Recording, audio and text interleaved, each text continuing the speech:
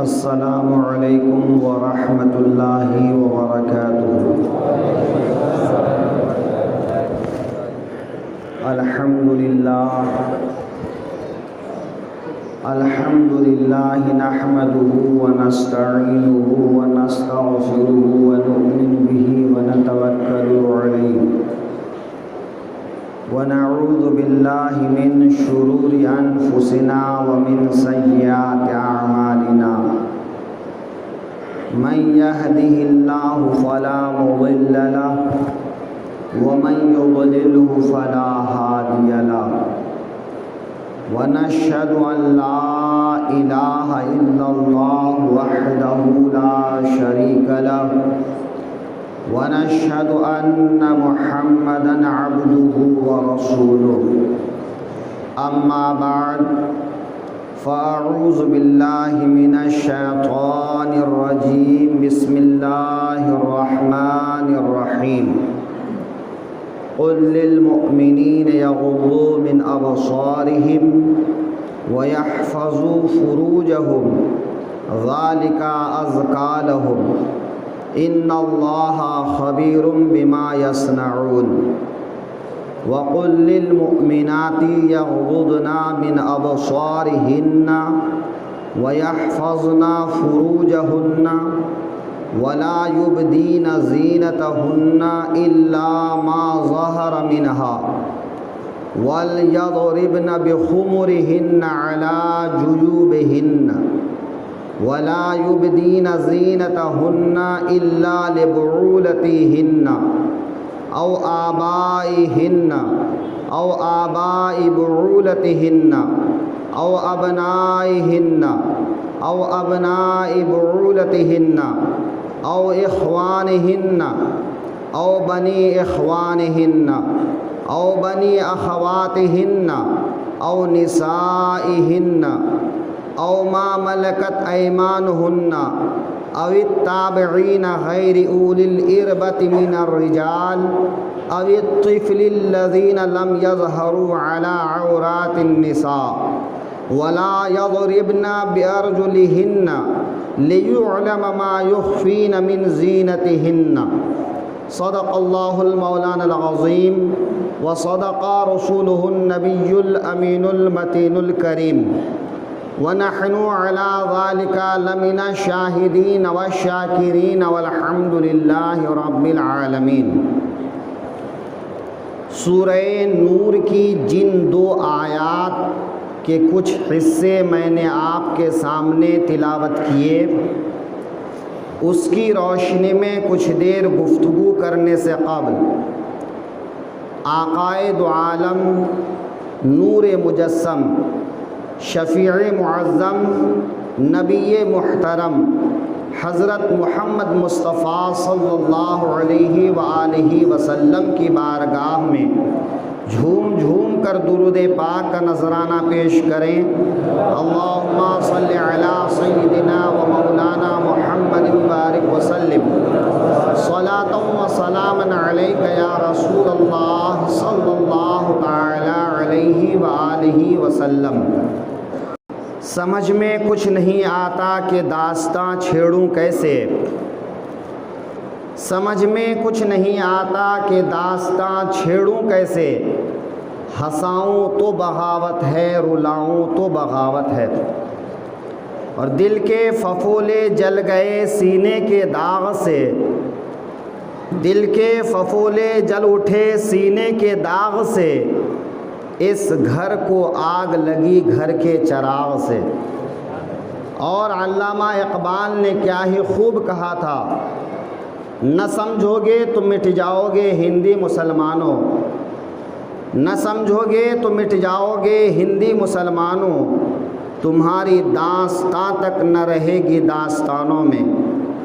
سمجھ کو سمجھو، سمجھ کو سمجھنا بھی ایک سمجھ ہے، اور سمجھ کو جو نہ سمجھے میری سمجھ میں وہ ناسمجھ ہے۔ عزیزان محترم، ہم اور آپ بڑے حساس دور سے گزر رہے ہیں کہ آج ہر مسئلہ، حساس ہو گیا ہے۔ قرآن پاک اور احادیث کی روشنی میں چند باتیں آپ کے سامنے پیش کرنے کی سعادت حاصل کروں گا۔ سورہ نور کی جو 2 آیتیں میں نے پڑھا ہے، اللہ فرما رہا ہے، اے محبوب صلی اللہ علیہ وسلم، مومنین سے کہہ دیجئے کہ وہ اپنی نظریں جھکا لیں اور وہ اپنی شرمگاہوں کی حفاظت کریں، وہ ان کے لیے بہتر ہے۔ بے شک اللہ ہر چیز کا خبر رکھنے والا ہے جو وہ کر رہے ہیں۔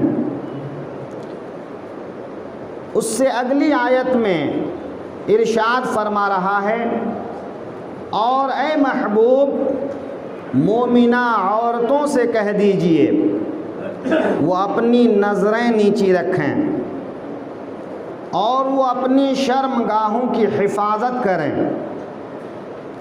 وہ اپنی زینت کو ظاہر نہ کریں مگر جتنا خود بخود ظاہر ہو جائے، اور چاہیے کہ وہ اپنی چادر اپنے دوپٹے کو اپنے گریبان پر ڈال لیں اور وہ اپنی زینت ظاہر نہ کریں مگر اپنے شوہروں کے لیے اور اپنے باپ پر یا شوہر کے باپ یا اپنے بیٹے یا شوہروں کے بیٹے پر، اور ان کے بھائی ہیں یا بھائی کی اولاد ہیں یا ان کی بہن کی اولاد ہیں یا ایسی عورتیں جس کی وہ مالک ہیں یا ایسے بوڑھے شخص جن کو عورتوں میں خواہش نہ باقی رہے، یا ایسے بچے جو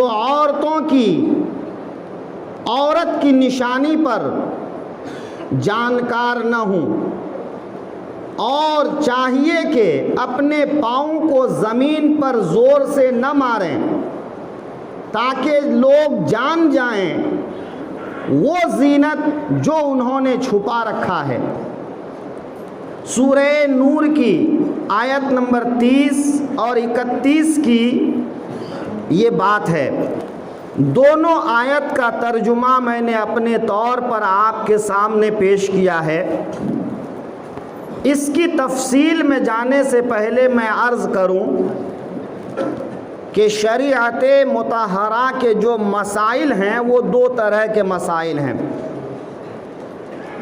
ایک ایسے مسائل ہیں جن پر پوری امت مسلمہ کا اجماع قائم ہے۔ ایسے مسائل کا حکم یہ ہے کہ ان مسائل میں کسی بھی شخص کو اختلاف کی اجازت نہیں ہے، اور دوسری قسم وہ مسائل ہیں جن مسائل پر امت کا اجماع قائم نہیں ہے۔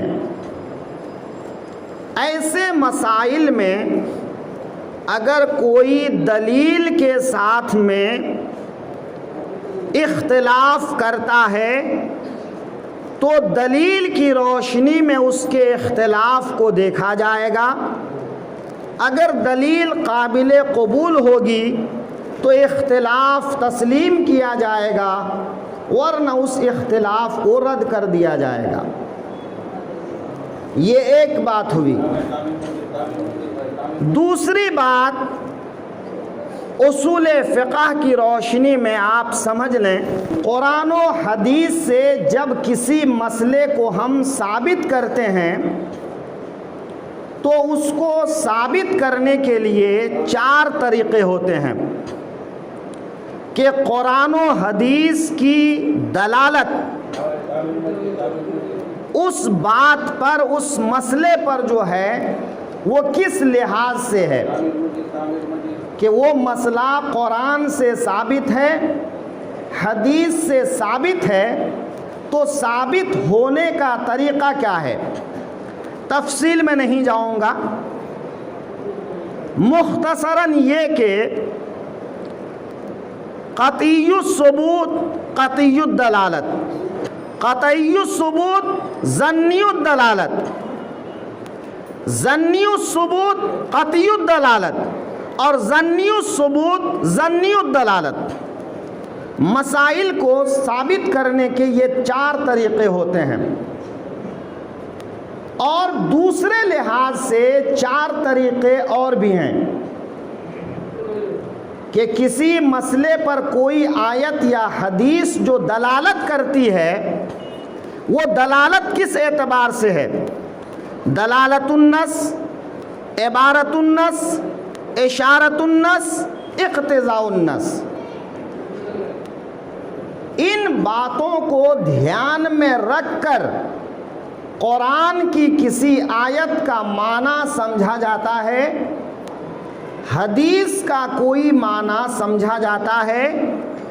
اگر ان باتوں کو ملحوظ نہ رکھا جائے تو وہ انسان ایسی باتیں کرنے لگتا ہے کہ جن باتوں کا کوئی سر پیر نہیں ہوتا۔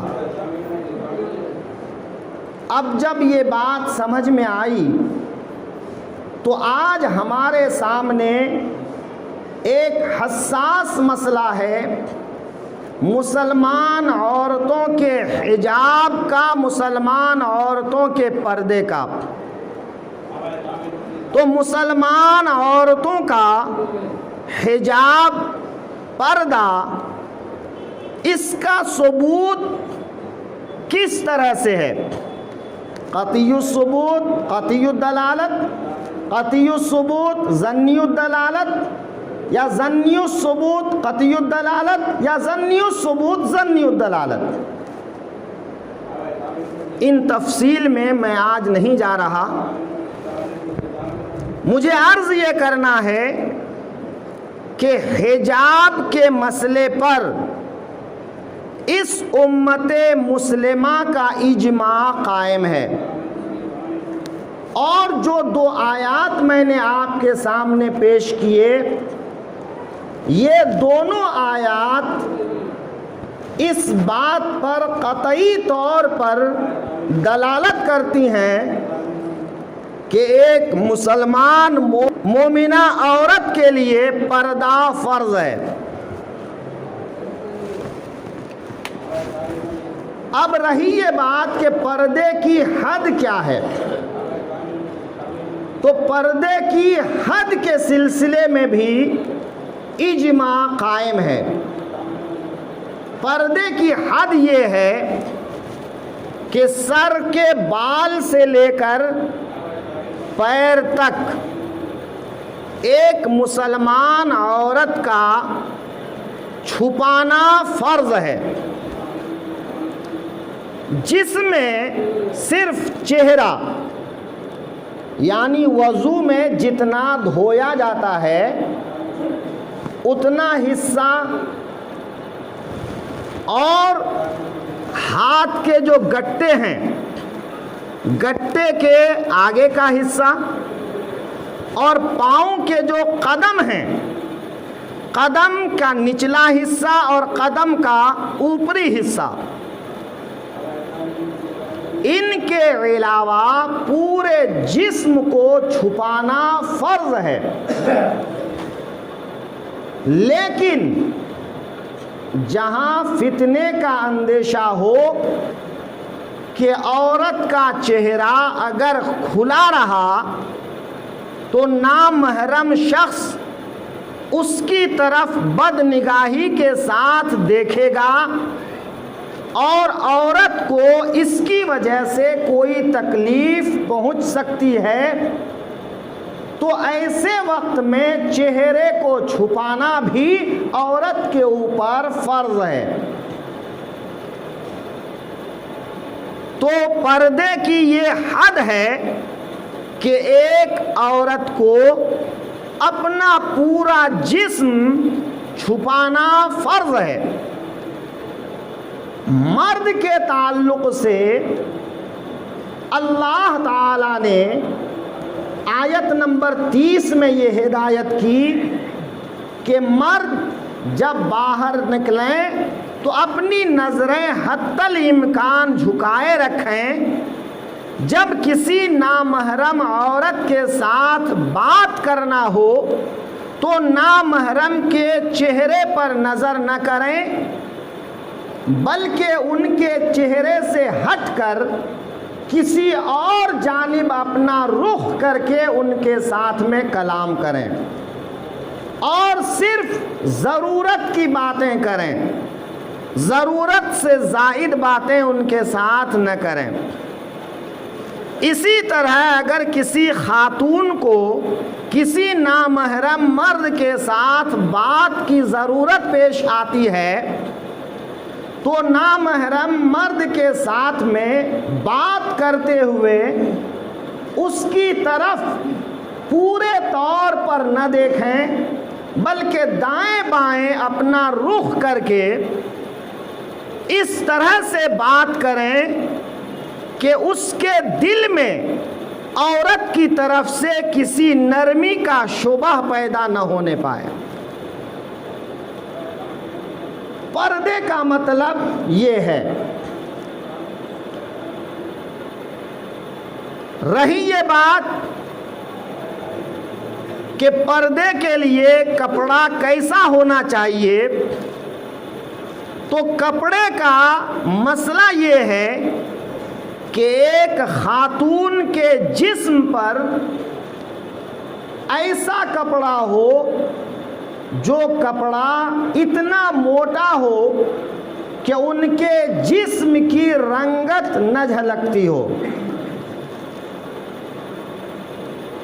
اور اتنا ڈھیلا ہو کہ ان کے جسم کا جو اتار چڑھاؤ ہے، نشیب و فراز ہے، وہ ظاہر نہ ہونے پائے۔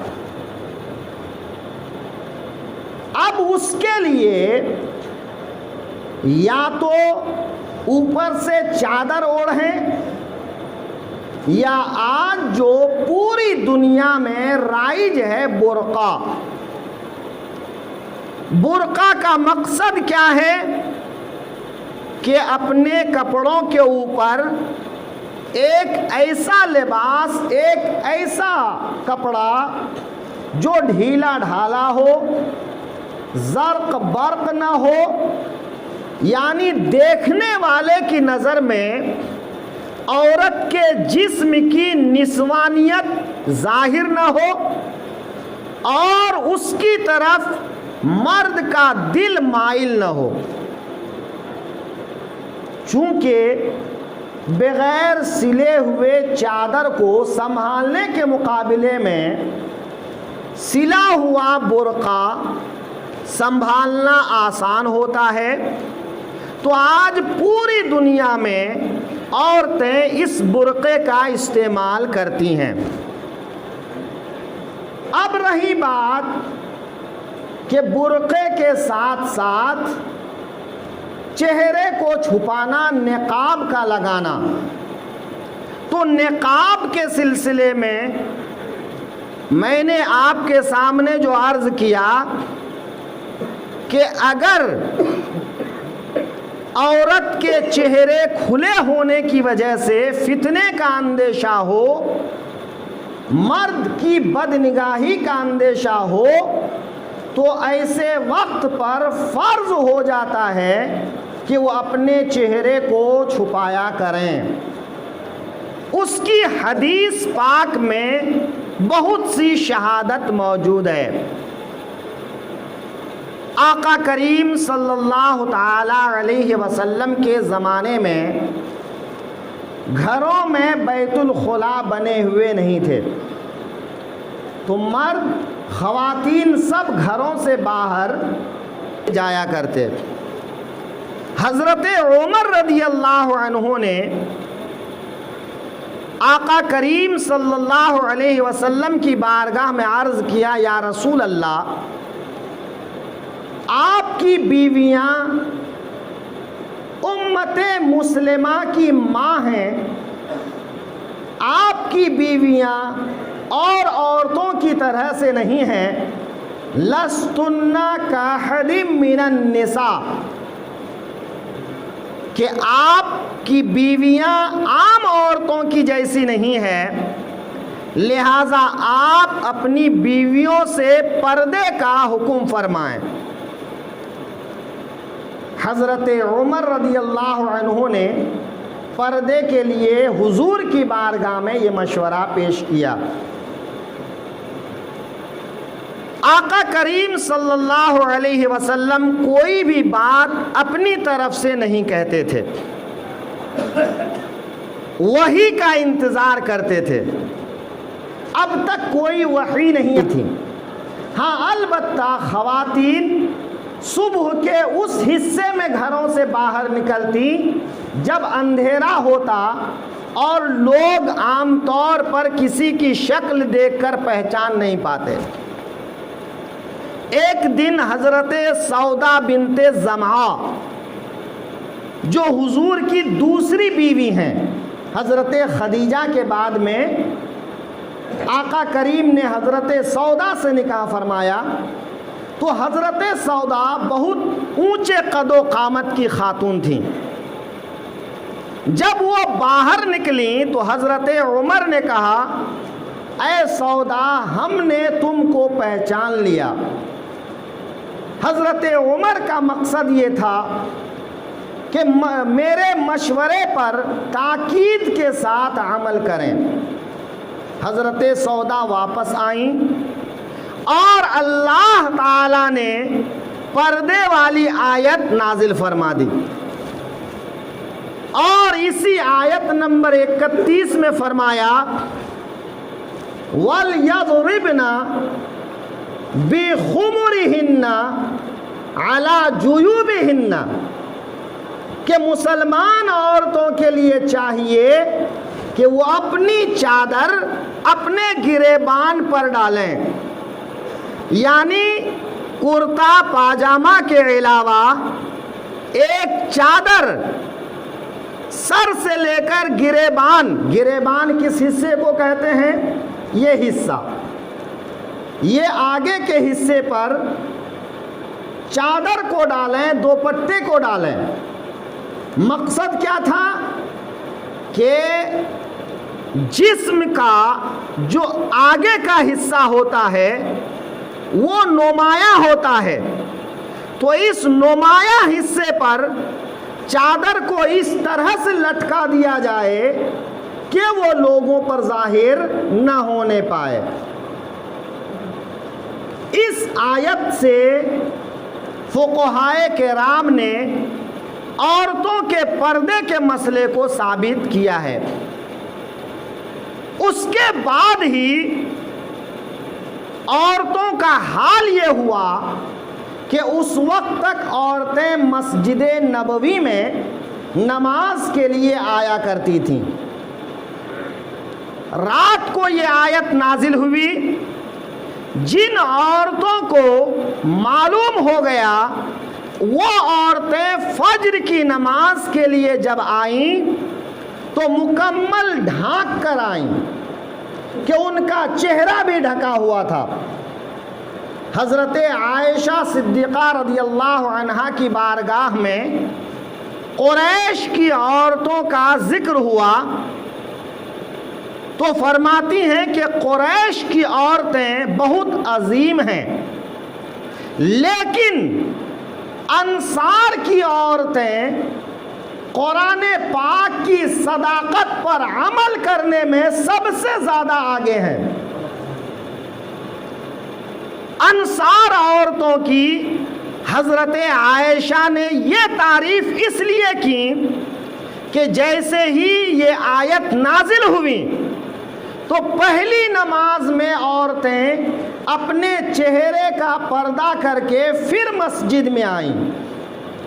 اس سلسلے میں ایک خاتون تک یہ بات نہیں پہنچی تھی، وہ جیسے عام طور پر نماز میں آتی تھیں اسی طرح آ گئیں، لیکن نماز میں آنے کے بعد دیکھا کہ ساری عورتوں نے اپنے چہرے کا نقاب کیا ہوا ہے، تو انہوں نے پوچھا، پھر ان کو بتایا گیا، تو وہ مسجد میں ایک جگہ پر رہ گئیں اور ایک خاتون کو بھیجا کہ ان کے گھر سے ان کی چادر لے آئیں.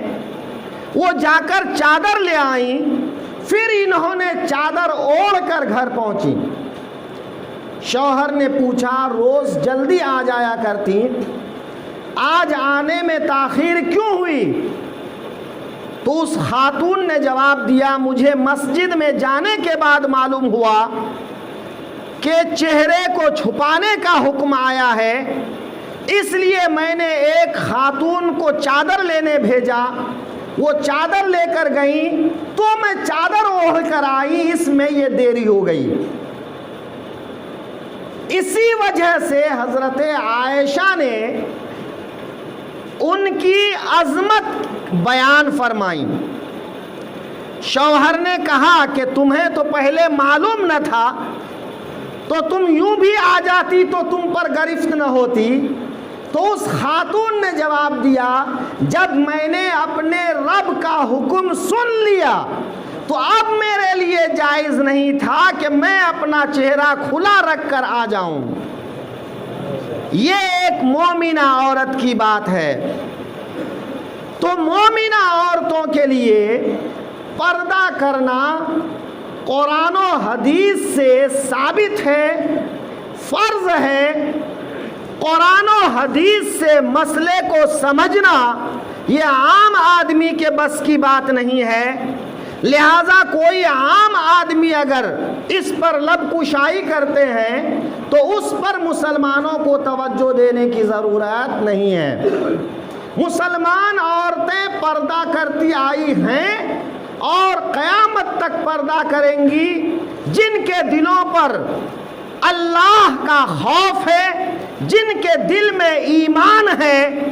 لہذا آج اگر کوئی مسلمان بیٹیوں کو حجاب سے روک رہا ہے تو پرامن طریقے سے ہم ان سے التماس کریں گے کہ یہ کوئی آزادی یا عید کی بات نہیں ہے, یہ ہماری شریعت, ہمارے دین اور ہمارے مذہب کی بات ہے. جس طرح ہم پر نماز فرض ہے, عورتوں پر پردہ فرض ہیں, جو بیٹیاں اپنی خوشی سے حجاب لگانا چاہتی ہیں انہیں حجاب اتارنے پر مجبور نہ کیا جائے. ہاں, مسلمان پرتشدد ماحول سے دور رہیں. ہم نے کبھی تشدد کیا ہے نہ کریں گے, اس کی اجازت ہم نے کبھی نہیں دی ہے نہ دیں گے. ہاں, پرامن طریقے سے اپنی بات اعلیٰ عہدیداران تک پہنچانا, حکومت وقت تک پہنچانا اور اپنی بات پر قائم رہنا یہ ہمارے اوپر فرض ہے. لہذا پرامن طریقے سے اپنی بات کو حکومت کے سامنے پیش کریں اور جو لوگ پیش کرتے ہیں ان کا ساتھ دینے کی کوشش کریں. لہذا ہم سبھی سے یہ گزارش کرتے ہیں کہ ہم ہمیشہ اپنے ملک کے اندر امن چاہتے آئے ہیں, امن چاہتے رہیں گے. یہ سرزمین مقدس ہماری جائے پیدائش ہے, ہم یہیں پیدا ہوئے ہیں, یہیں پر دفن ہوں گے. ہم اس ملک کے جو قانون ہیں اس قانون کی عزت کرتے ہیں, اس پر عمل کرتے ہیں, اس کے مطابق زندگی گزارتے ہیں. لیکن اس قانون کے اندر جو ہمیں اپنے مذہب پر عمل کرنے کی, شریعت پر عمل کرنے کی اجازت دی گئی ہے, ہم سے وہ اجازت چھیننے کی کوشش نہ کی جائے. ہمیں اپنے سنویدھان پر عمل کرنے کی اجازت دی جائے اور جو خواتین حجاب کرتی ہیں انہیں حجاب کے ساتھ اپنی پڑھائی لکھائی, اپنی زندگی گزارنے کی انہیں اجازت دی جائے. لیکن اپنی بات پھر میں کہوں گا کہ ہم ہمیشہ امن کے خواہاں ہیں, امن کے ساتھ اپنی بات آگے بڑھائیں گے اور پرامن طریقے سے ہم اپنی بات حکومت تک پہنچانے کی کوشش کریں گے.